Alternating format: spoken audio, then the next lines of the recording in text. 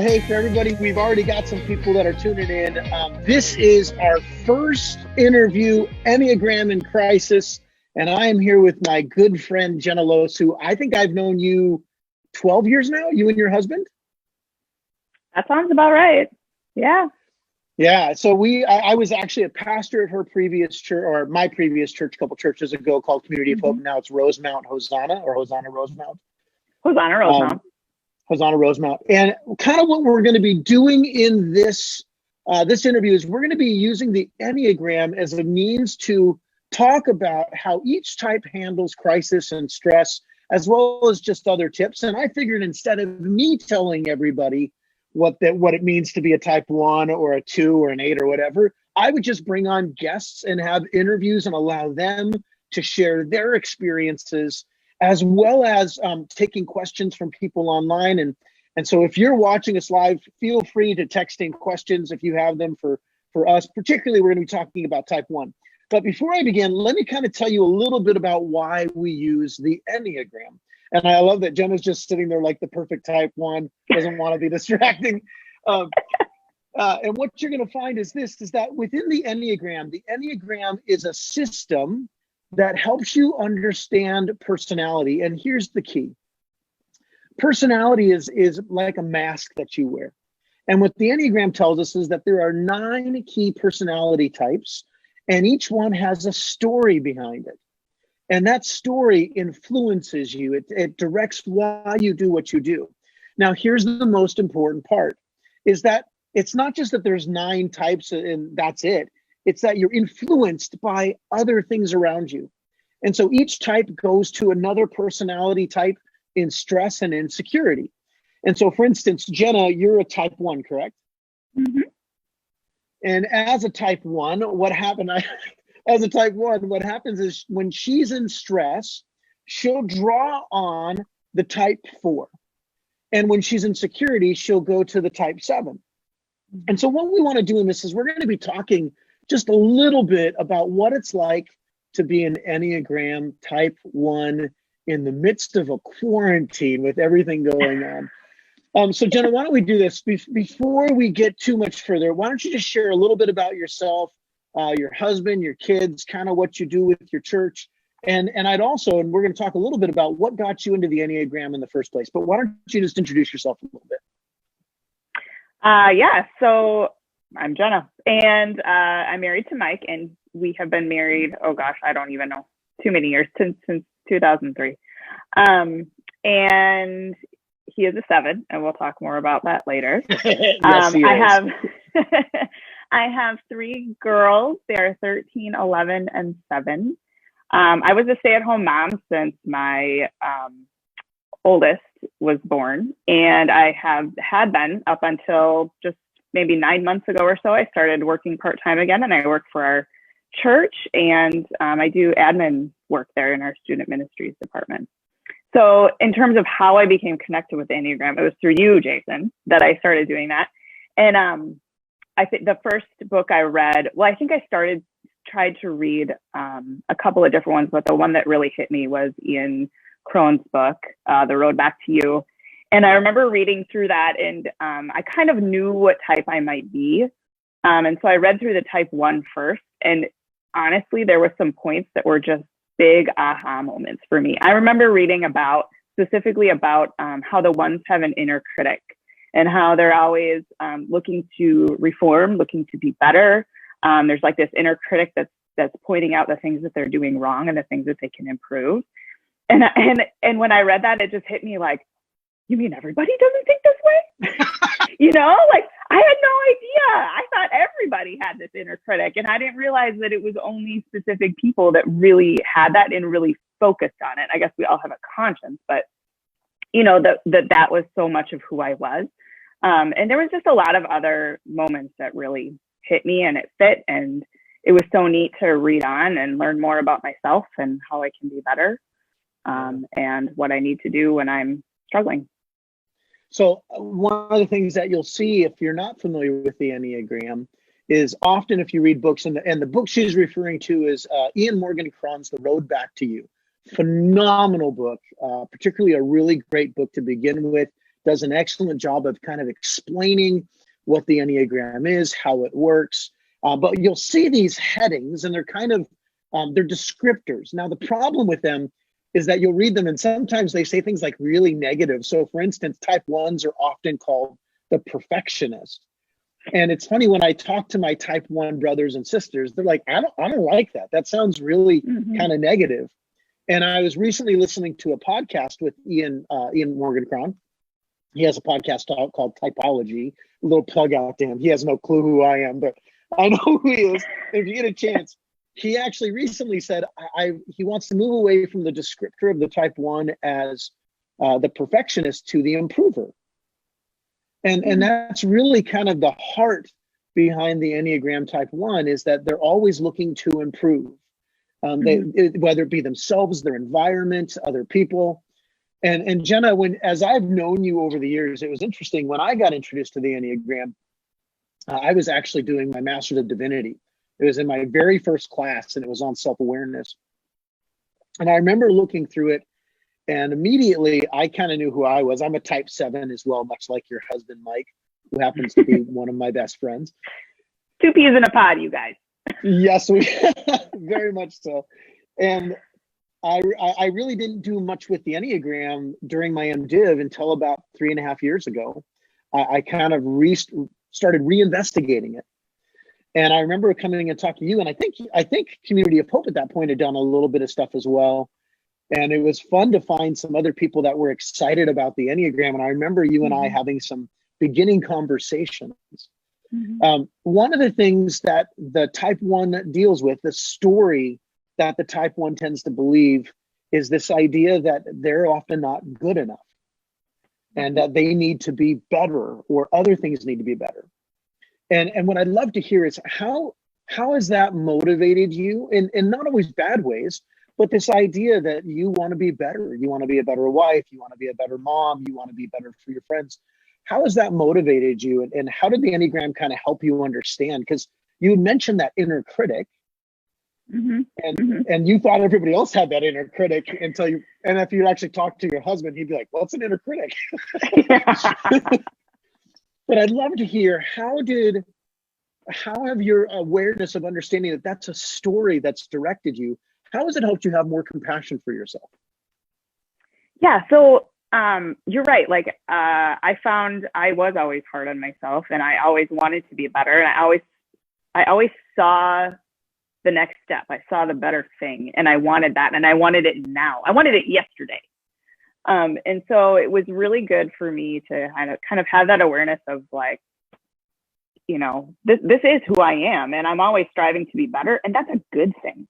Like, that makes me who I am. That's good. That's how God created me. And he's using that for good for me and in my life. And it really just helped me to relax and realize that I'm always going to be searching for something better. I'm always going to be trying to improve. I'm never going to hit the top. It's never going to be perfect in my mind. It's never going to be exactly what I want it to be. And that's fine, because it's who I am to find what can be improved and to improve it. Yeah. Yeah, absolutely. And for us, because as Christians, the gospel is a big part of our Enneagram process. Now, the Enneagram is not a Christian thing. And I think that's important for people to understand, is that other religions use the Enneagram. Psychologists are now using the Enneagram. The business world uses it. But within the world of Christianity, for those who are believers, the gospel has really helped. It really helps bring compassion and understanding that, yeah, God has wired us certain ways. One of the illustrations that I often like to use when people do other personality type profiles, Myers-Briggs, Strength Finders, that kind of stuff, those are all wonderful things, and they're great tools. And the Enneagram is just a tool. It's not the be all and end all of everything, right? But the purpose of the Enneagram is not about what you do, it's about why you do it. And it's about more your motivation. And one of the things that you'll find is often within each of our personalities, we have places that we go to when we feel safe. And then we have kind of sometimes the dark side, the dark corners, the shadows that we go to when we feel stressed or threatened. And as a type one of the things that often will happen for people that are in the type one is they'll go into that when they feel stressed, they can almost begin to focus on what's wrong. And it becomes part of their defining. Now, it's interesting that right now we're in the midst of this quarantine, right? And you and I had talked, you had a story that you had shared just before the quarantine that happened. Now, your husband is a type 7, which is called the enthusiast or the adventurer or the Peter Pan or any other number. And what type 7s tend to do is they love adventure. And their greatest fear is being trapped. It's being stuck. And the type 1 greatest fear is not being good enough, not doing things right, causing harm, that kind of stuff. So I'd love for you to share this story that happened right before the quarantine. And I'd love to talk a little bit about how this whole situation that we're kind of in right now as a nation, what it's like to be a type 1 in the midst of a pandemic. I mean, you want to talk about stress. This is a pretty stressful thing. So why don't you start off? Let's share the story, if you're okay with that. Let's share the story about what happened right before the quarantine. So we had a family vacation planned to go to Mexico. And things started kind of going on in our country. And I started questioning whether or not we should go, whether it was safe to go, whether it was the right thing to go. You know, I mean, I'm a 1, so I'm thinking like, well, the government's telling us to stay home. We should listen to that. And so actually they weren't, at that point, they weren't telling us to, they were suggesting. And so I'm thinking this is the right thing to do. We don't want to get people sick. Like maybe we should stay home. Mike, on the other hand, is a 7. And so he's looking for an adventure. And he wanted the experience of vacationing. And so we butted heads a little bit about whether or not to go. And we ended up going. And I, of course, was concerned and worried while we were there. And he was fine. You know, he was happy. He was like, yeah, I'm on the beach. This is great. He wasn't stuck he was inside. having the experience, you know, and so I was really struggling, and we ended up cutting our vacation short and coming back early, making the decision to come home early. And once we made that decision, I felt much more at ease. I think for me, it was about control. You know, I mean, we were gone, and I felt like we could lose control at any minute. We could get stuck in Mexico. Something could happen with our travels. We could get sick. Like, you know, I just had all these worries around it. And he was like, I just want to have fun. I just want to forget it. I just want to have fun. And so when we finally made the decision to go back home, I started to kind of wonder, like, what I was angry, you know, like 1s go to anger. And so I was a little angry that we had gone in the first place. And then a friend, Jason's wife, Lisa, actually pointed out that, well, he's a 7. He's looking for the adventure. And once I realized that, because I didn't know that, I didn't realize that before.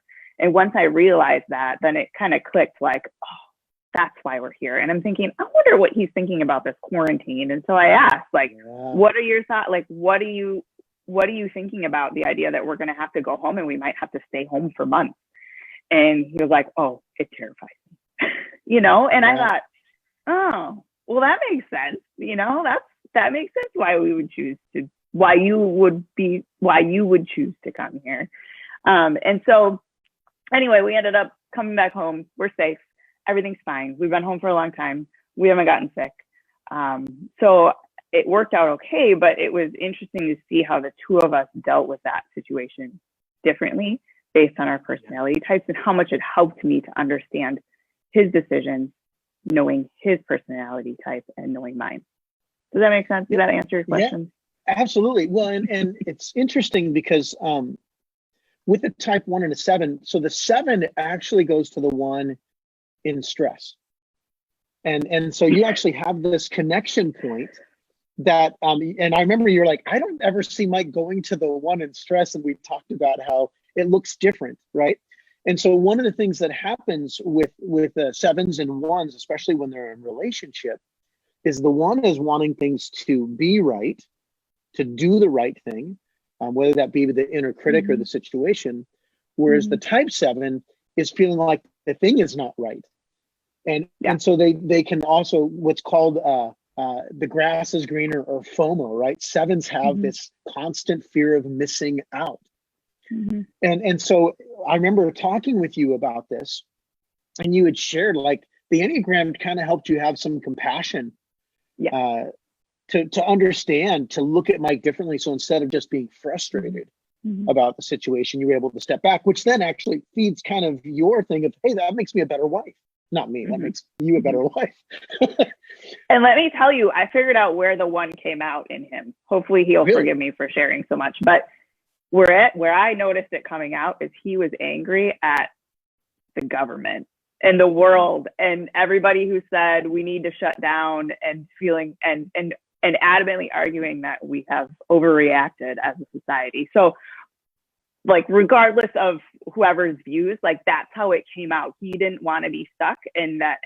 And instead of being angry, I thought maybe he'd be angry at me or try to control me, but no, it was more about trying to control the bigger picture, because feeling like this wasn't right. That it wasn't right that we were doing this as a society. So we're going to actually have notes available on our website, and I'm going to try and find a way to link them, that we're going to look at tips to help each type kind of work through their stress and what it looks like when each type is in stress, because we all respond differently. And sometimes we have flavors or shadows of each other, right? And so one of the things that can happen with the type 1, because they tend to get focused on what's either them not being right or the situation not being right, is sometimes they can become rigid. And how does that look like for you? I mean, what happens for you when you find yourself, when you're stressed? How does that rigidity come out? Do you focus more on yourself, or do you focus on others, or is it a little bit of both? I mean, share with me a little bit about that. So yeah, I have definitely noticed, especially because we've been having some of these conversations, but and because this is a time of stress, I tend to go into myself and try to control what I can control. I think that's part of being a healthy one. I think I'm a healthy one. And so I recognize where I can have control and where I don't need to have control, and where I can always have control with myself, with my own attitude, with what I'm doing. And so I spend a lot of time journaling, looking in, like, with this quarantine, thinking, we have this time. And I started out thinking, oh, this time is a gift. And now it's getting kind of old and it's not turning out to be what I thought it was going to be. And so now I'm a little frustrated with it. And so now I'm trying to think like, okay, how can I be intentional about this time? What do I want to improve? What do I want to work on? Where do I want to go with this? God, what do you want from me in this time? What do you want me to use this for? And so I tend to go in on myself and use that and try to control what I can control. I make a lot of lists. I have a lot of like to-dos, a lot of intentional, a lot of what do I want to accomplish, and try to just, I like to be moving forward. I like to see that steps are moving forward and that I'm not sitting stagnant. So again, for those who aren't familiar with the Enneagram, each Enneagram is part of what's called a triad. And you have 3 triads. You have the gut triad, the head triad, and the heart triad. And type 8s, 9s, and 1s are all part of what's called the gut triad. And there's a core emotion that directs them, which is anger. And you had mentioned it, like that anger comes out, and depending on what type of one you are, because here's the thing, and this is what I love about the Enneagram, is Jenna, we were going to have a panel on here, and just schedule wise, it didn't work out. And we're going to do other panels in the future, and I want to have you on there as well. But if you've met one type 1, you've met one type 1. And that's kind of the beauty of how the Enneagram works, is it doesn't pigeonhole you. It actually kind of helps you realize the box that you put yourself in. When you look at the anger side, how does that come out for you? Do you find it, what are some tips that you would say if someone's interacting with a 1, how would I know that a 1 is getting stressed? How does that anger present itself? So I find even like in little moments of stress, so it bothers me, when the house is messy, for example. And so I will storm around the house and be angry at Mike and the kids. And sometimes it's just in my head and sometimes it comes out. But that my anger can go, it can be directed towards other people. But because now that I'm aware that I have that anger when I feel a lack of control, now I recognize that anger might come out at other people, but really I'm angry with myself. You know what I mean? The anger is myself thinking I'm not doing a good enough job of maintaining this house, because I was a stay-at-home mom. The house is kind of my responsibility, right? And so I'm not doing a very good job here. I'm not raising my kids to clean up after themselves. And so I'll feel angry. The anger might come out at other people, but I'll recognize, no, what I'm really angry at is myself. And then I recognize that I need to have some grace for myself, and that I'm not going to be perfect. I can't do it perfect. You know, look at what I am doing well. You know, look at what we have done well in the past. Look at where I've come. You know, looking at the positives then of that, to kind of shift my mind from focusing on the anger. And we need our type ones. Again, as a 7, I love experiences, and sometimes I'll forget to do stuff, but it's interesting. This is how I know when I get stressed, is that I go to the 1, right? Mm-hmm. And so when I'm stressed out, all of a sudden I obsess about things that normally I could care less about. And a perfect example is like the dishes, how the dishes are loaded in the dishwasher. If I'm stressed out, all of a sudden I'm like rearranging dishes, and I'm like, no, I'm mumbling. Like I'm a venter, and I have to kind of vent steam out sometimes. And It's funny because I see that 1 come out of me, and I'm like, where's that anger coming from? Mm-hmm. And for 8s, 9s, and 1s, as part of the gut triad, anger is kind of always present. It's there. But for the 1, they don't see it's good to be angry. And so they because it doesn't look good to be angry. It's not, right? Mm-hmm. So when you're walking through that, I want to read something. And this is just a little tip that we're going to put on. Actually, I'm going to see if I can share it to my screen here. Hold on a second. Let's see if this works. All right. Ooh. All right. I hope this works. It should show up on the screen, but here's kind of the thing that is, I think, important for us, for Enneagram 1s to remember. The desire of the 1 is to be in control and to be good, and to be good can lead to rigidness or inflexibility, right? And often in times of crisis, they struggle because they cannot control the situation, much less the behaviors or responses of others. They drawing on the 4 and stress, they can feel overwhelmed, frustrated, angry, and misunderstood. When I remember because I called you to kind of read this when we were first talking about doing this interview, and I read that to you, and you went, yes. What is that frustration? How does it present itself? I mean, you talked about storming around, but when you're walking through it, do you find like you don't feel understood? Do you feel like, why don't people understand? Or because I don't want to put words in your mouth, but I'd love to hear, what is it that frustrates you? I mean, you said that it's about yourself, right? What you did. But when they draw on the energy of the 4, that's the type 4, sometimes called the individualist or the romantic. Sometimes they can get into this, some would say a poor me, but it's sometimes the misunderstanding of, why doesn't anybody see what I'm seeing? Is that kind of what draws you in, or is there something else behind that? Did that make sense? Yes. And I haven't thought it through before. So I think sometimes, I do feel misunderstood. I don't think that that's always the, that's the biggest emotion, you know what I mean? Feeling.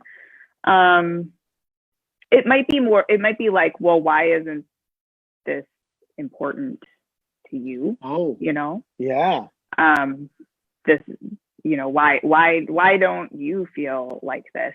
Kind of a feeling, like, why is it okay with you if there's toys all over the floor? You know, I mean, like, or how about even in the quarantine? The cleaning the house example is just really easy. But I guess Well, I would have to really think about it and notice it in my life. So even in the quarantine, we did a Facebook Live with a bunch of our friends, not Facebook, sorry, Zoom with all of our friends. And Mike, because Mike and I are both sevens, we're like, hey, let's just find a way to get together and hang out. What was going through your head when Mike was talking about, like, we were even looking at doing an Easter gathering and just keeping social distance? How does that look for a seven? What's going on inside of you in that moment? Oh, I don't know. I'm afraid to admit it because my friends are watching. And it's funny because I could see the personalities, like I can pick out the people in each couple that were in support of that. You know what I mean? And knowing some of their personalities. Yep. And I want to be supportive of them, right? Because that's what a good friend does, right? But in my head, I was thinking, I really hope this doesn't work out. Like, I really hope that somebody else steps up and says, no, I don't want to do that. And we did have a friend who actually did step up and say, I'm not super comfortable with that. And I was very relieved because at this point, like, I was just tired of being the one that was like squashing Mike's sevenness. You know what I mean? And I just felt like I needed to let somebody else do that for once. Yeah, you want to stop feeling like the dream killer, the crusher of spirits. Yeah. Well, and it was, and I would love to see my friends. Like, that's not the issue. But it was, my thought was, I just don't think that that's the right thing to do. Like, let's just wait a few months until we know that it's acceptable and that that's the safe thing to do is for us to get together. Yeah, there some reminders, and you actually kind of said it a little bit ago, and this is one of the reasons why I wanted to have you on is I think you're a very healthy one. In the times that as long as we've known each other, and I see the work that you do, and we've all got our brokenness and the things that we're working through. Mm-hmm. But you made an interesting comment, and that is you said, I remind myself that everybody else is doing the best they can. Mm-hmm.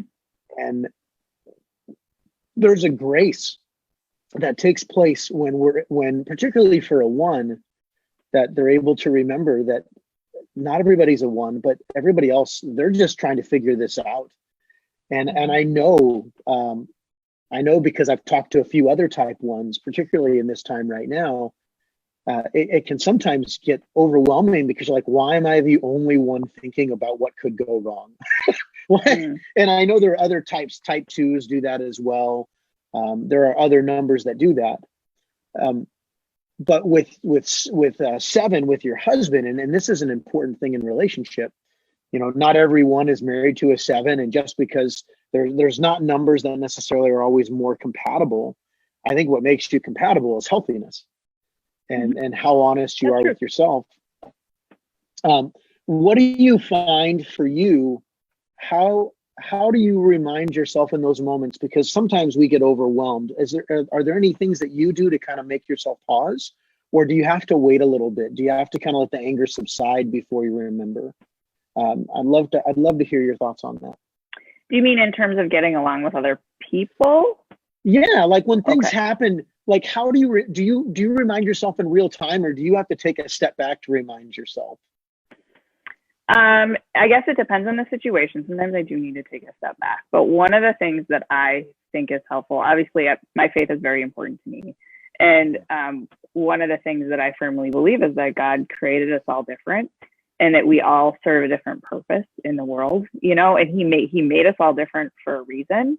And that the world needs all those different numbers because we help each other, we help the world, like we're better together. And so reminding myself that, God didn't create everybody just like me, and he made people different because we're supposed to be different because we work better together that way. Yeah. And so recognizing that other people's differences are okay, and knowing the Enneagram and knowing that people have different motivations is really, really helpful. Yeah. Mm-hmm. It's and I think that's the key is it's so easy to judge behavior. Yeah. Because when I look at somebody doing something the way I do, I'm assuming they're doing it for the same reason I am. Yeah. And when I understood, so my wife Lisa is a 2. And when I can begin to understand the motivation of why she's doing what she's doing, it actually causes me to take a step back and go, oh, that must be tough to think like that. Mm-hmm. And when you're in a place of security, you go to the 7. And that's probably one of the things that you love about Mike, is that when he can help you feel safe when things are okay.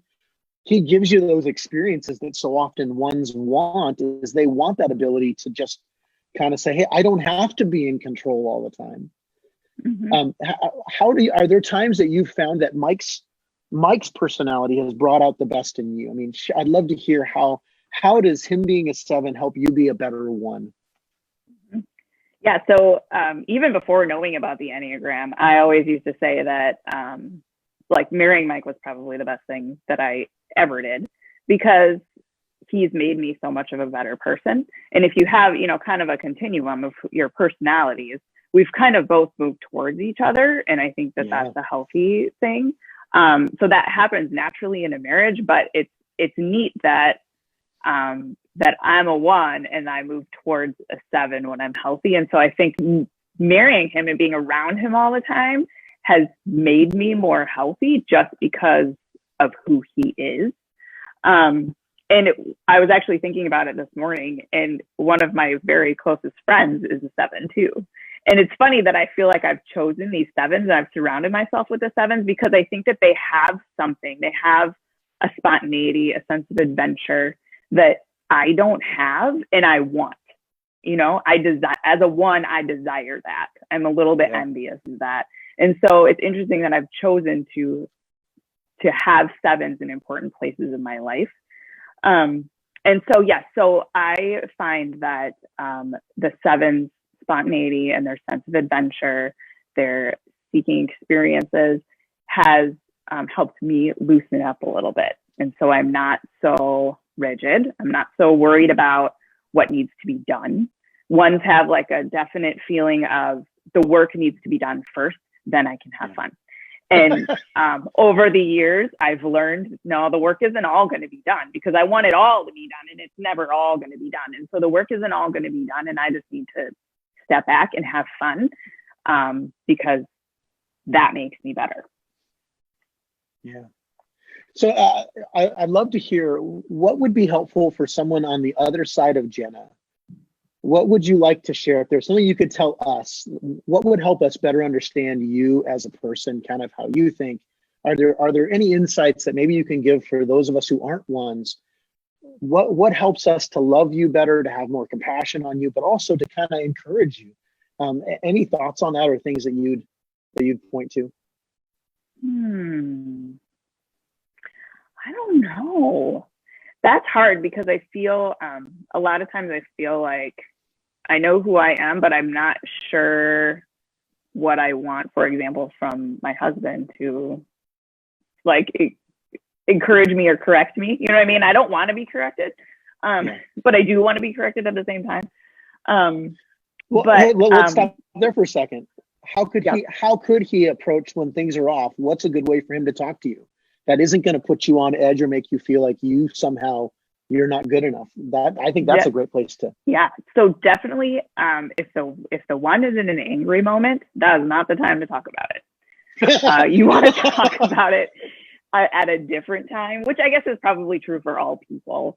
But 1s tend to, because we're so critical of ourselves, it's hard for us to accept criticism from other people. And so, so the criticism that we get, or the feedback that we get, needs to be gentle. And it can't be too harsh. It can't, we want it to not be too harsh. We want it to be a gentle suggestion, maybe. Something that just has insight into, this is who you are and this is what I see. And maybe even just stating observations. And then we as 1s will always take those observations and internalize them and try to become better for them. I think I do, at least. I think that's a great thing to hear, because that internalizing probably feeds that inner critic more, which is if they're coming at you hard, if they're speaking very directly and not with compassion, you're already speaking to yourself that way. So it's like fuel on the fire, which instead of bringing you to a place of safety, actually brings you deeper into a place of probably getting more angry. But now that anger might be at yourself or it might be at them.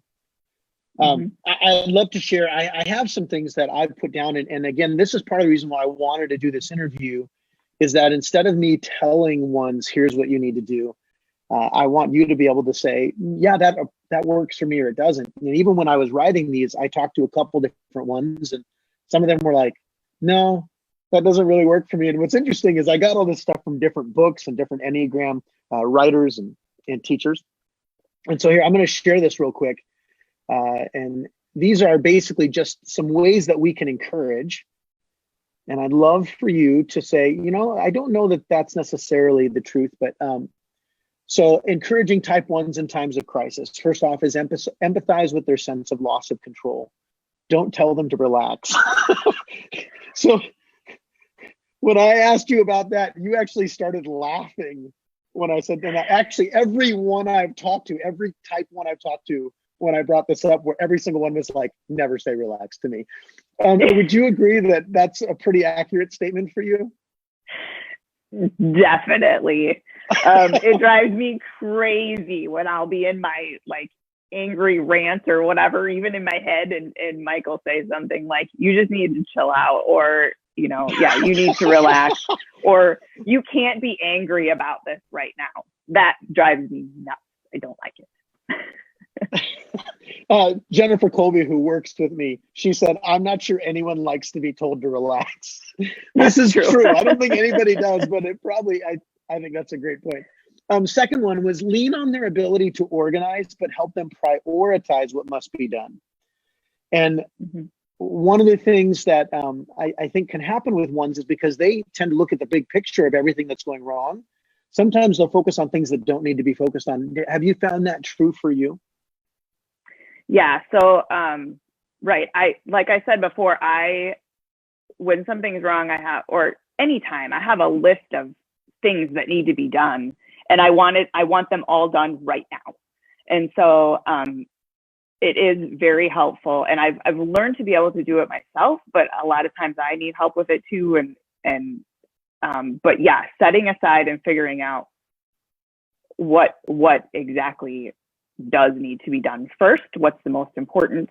That's very helpful, because you do feel, as a one, you do feel overwhelmed because you feel like all of these things should have already been done. Yeah, there's that phrase, the tyranny of the urgent, where I think sometimes ones, they think everything is urgent. And that's that kind of that list. And sometimes other types or other people can maybe say, hey, you're right, I understand why that's there. That's the empathizing part. But hey, let's focus on this right now. And it's kind of that directing the energy beam of the one at the thing, because you know how to organize and make lists well and get stuff done. One of the ones that we also have on there is giving them space to vent. And again, I think these can probably apply to almost everybody to some degree. But what does that venting look like for you? I mean, is that more of just a personal, even if it's just going off by yourself? Is it being able to say what you need to say? How does that, or does that help you in times of stress or crisis? It definitely does. Sometimes it'll be on my own. Sometimes I just need to I like to journal. And so I'll sit with a journal and I'll just write out an angry letter to God. Or sometimes it's with the people closest to me, where I'll just need to sit down and just lay it out, and I don't want it to be fixed. And I think that was always a good note of marriage advice that we've heard before, but I don't sometimes I just need to tell Mike, I just need to let it out. I don't want you to fix it. Just listen. Yeah. And can I ask, when he tries to fix it, does that make you feel like you're not being good enough, or is it more of you just don't want it to be fixed, or that you just want him to listen? I just want him to listen. I just want him to empathize and to understand where I'm coming from, because I'm already working on fixing it, right? As a one, I'm already trying to reform it in my head. And if he tries to give me suggestions that don't agree with my own suggestions, that just overwhelms me and offers confusion. Oh, I think that's very helpful in itself, is that overwhelming part. Because I think everybody can kind of relate to that sense of what it's like to feel overwhelmed. But if you've already got an inner critic going on inside, and somebody else is trying to tell you how to fix it and you're already working on it, that might be like system overload at times. The last one that I have, and obviously there's so many more we could have on here, and if you think of any other ones, please add them. But the last one I have is thanking them and acknowledging the hard work that they're doing. I think sometimes we can take ones for granted because they are so good about just getting stuff done and doing it. And I know one of the things that, if you've read anything from Enneagram stuff, is that ones can get frustrated when they don't see other people doing their part, or that they're working hard and they don't feel like other people are helping. How does acknowledging or thanking you, how does that work for you? And again, I've talked to other ones, and some people are like, actually, I don't want to be told that I'm doing a good job because I can see all the things I'm doing wrong. How can someone thank you or encourage you, or do you even, for you, I'm not saying all ones, but does that actually encourage you? Like, I'd love to hear your thoughts on that. It does. I very much appreciate somebody noticing the hard work that I've put in, something that I've improved, whatever. Yes, I appreciate the encouragement, but let me tell you, as a personality type, that's not my primary goal. So primarily, I want to please myself, and I want to see for myself. It's like, that's the, what do you call it? The internal, there's like a term for it in psychology, and I can't think of it right now. Anyway, but like, like internal motivation, right? Like I have an internal motivation. And so I am satisfied myself when I see that I've done a good job, and that's my primary motivation. But it's icing on the cake if somebody else notices and says, thanks, that's awesome. I love what you've done here. I love how this has been, made better or organized, or how great this is. Yes. Yeah. And it's, as someone who, for me, I can be scattered at times, especially if I've got a lot of different things. Where I so appreciate my ones is they actually slow me down at times. They can remind me that sometimes it's better to do one thing well than 7 things poorly. And I think there's a real encouragement in there. I want to kind of leave with one last thing, and these are kind of tips for type ones to kind of help them in crisis. And then again, I think I'd love to hear your input on these, because again, I'm not a one. And so there are things that ring true for you. I'd love you to say yes, or maybe to add if there's other things that you would add in there. And so I want to share, I'm going to share this here real quick. So these are tips for type ones in times of crisis. First is find space to relax, reflect and breathe, take a walk, be with a pet or a friend. I even had one friend who said she loves to watch mindless television that's, filled with humor and comedy. But how have you found in times of crisis or in times of stress in general? You talked about journaling, and that sounds like that's a real safe space for you. Are there other things that you enjoy doing besides journaling? Are there physical things, or do you like to be more to kind of center in more on reflective stuff? Yep. Of course, I love, being outside. I know I've heard talks about ones loving being in nature because nature is so perfect in itself, and that's calming for them. I guess I don't so much find that, or maybe I've never really tried that. But of course, things like, taking a walk, being with your friends, just relaxing, laughing. If I can just take some time, like if I don't know, watching a funny movie or just playing games with my family or something and laughing is really, really helpful. But yeah, I tend to, when I feel stressed, I'll feel drawn to just spend time alone and to do some journaling. I like to plan things. I like to make lists. I like to have to feel like I'm moving forward. So to make a plan, even if I don't follow it exactly, but to put some structure where I can, and make a plan for myself moving forward. One of the things I've also found really helpful is making gratitude lists and reminding myself of the good things in life and the things that I'm thankful for, and the good things that happen. So I learned from an author that I follow and that I really like. I don't know if I can say her name. You can say her name, that's fine. Okay, so Rachel Hollis is an author that's been really popular now. And one of the things that she likes to tell people to do is to list gratitude every day. List 5 things you're grateful for. And they can be big things, they can be little things. So like, honestly, what shows up on my list a lot is coffee, because I love it and it makes me feel good. And so just, or little things like, you know, Bryn's like super amazing giggle when she was playing yesterday or something, you know, just, it can be little things, it can be big things, but just pointing out the good things in life so that I'm not so focused on the negative things. Yeah, that's awesome. Well, and you kind of hit on all these other tips that I have for type 1s. Sorry. No, it's okay. That's actually what I wanted you to do. So that's even better because it lets me know I'm on the right track. Recognizing what you actually have control over in your life and the crisis, right? And you alluded to that earlier, is that you can only control yourself. You can't control your husband or your kids or anybody else. It's just you. Find things that help you laugh to escape the reality of the crisis. And I have to agree, Bryn's laugh, that's your youngest daughter, is absolutely adorable. And all your kids are amazing, but there is that ability to find laughter. And I know your husband's really good at making you laugh too. And I want to draw attention, the gratitude journal. I think that might be such, if there's one takeaway, maybe for a type 1, because I think sometimes 1s can forget to be grateful because they're so focused on what's going wrong. Yep. And then the last one is, remember, you are not responsible or in control of other people's behaviors. And again, you've alluded to all these. Well, hey, I want to wrap up our time here. Jenna, you were our very first guest, and I'm so honored and glad that you were able to do this with me. Is there anything that you'd love to share before we end? Any thoughts coming from a type 1, especially in the midst of quarantine and pandemic?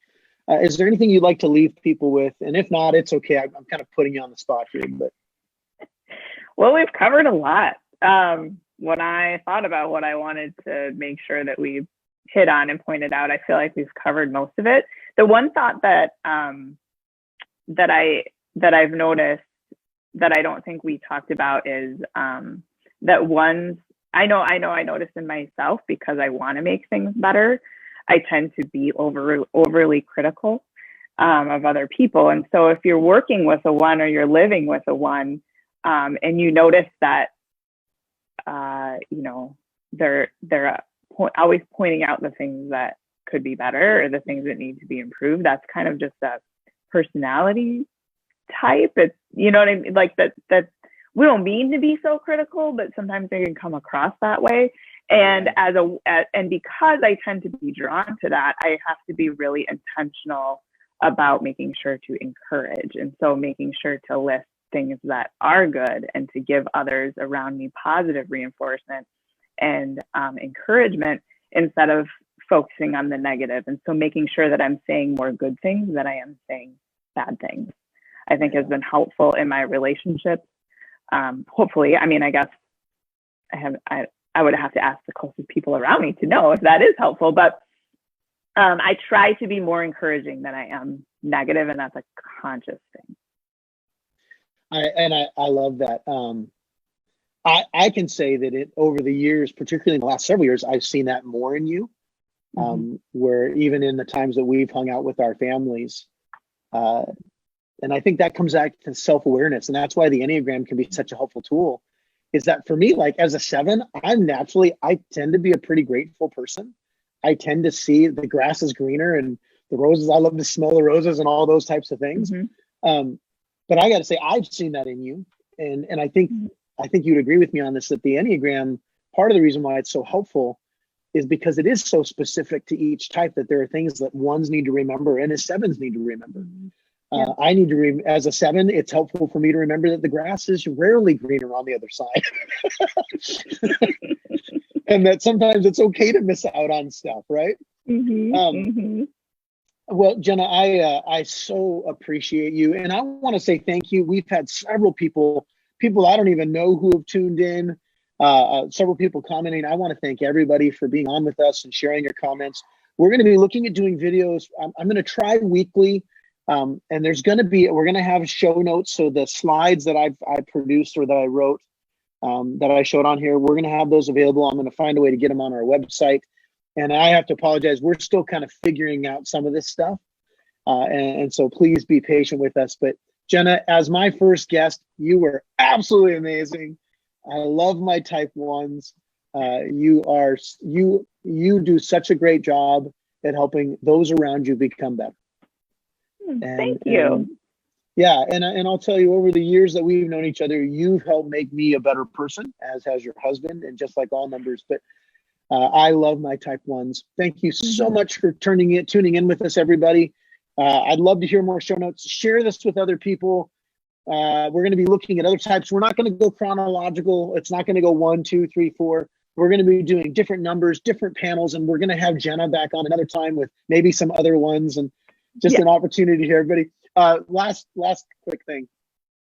So we did an Enneagram event about a month and a half ago, 2 months ago, before the coronavirus stuff happened. And we broke everybody up into their tables, into their types.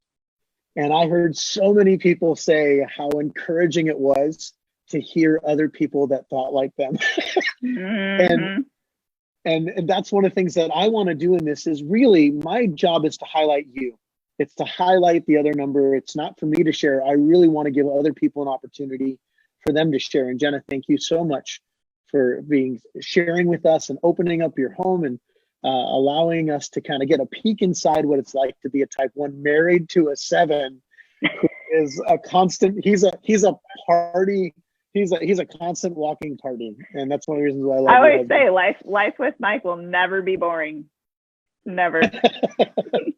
In the future one, I'd love to talk with you about the Enneagram and your children, and maybe I'd love to hear how you're seeing that and playing out in their lives. So, hey, everybody, thanks for tuning in.